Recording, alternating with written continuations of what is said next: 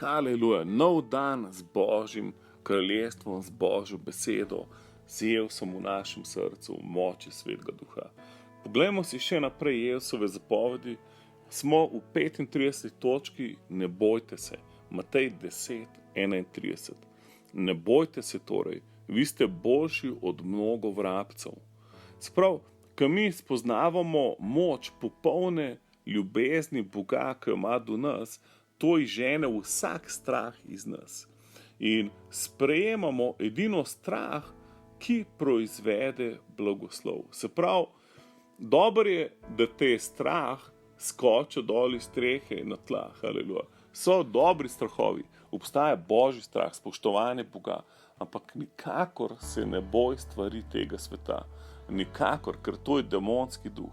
Strah je duh in v 2. Timoteju 1:7 prav, Bog nam ni dal duha strahu. To lahko komot rečeš, Bog mi ni dal duha strahu, ampak duha moči, ljubezni in zdravega razuma. Strah nimaš mesta v meni je popolna Božja ljubezen. Haleluja. 36. točka. Imaj ušesa za poslušanje Božjega glasu. Matej 11:15. Kdor ima ušesa, da sliši, naj sliši. Torej, bodimo pozorni na projekte in prioritete, ki nam jih Bog pokaže, tako da se jim lahko popolnoma posvetimo.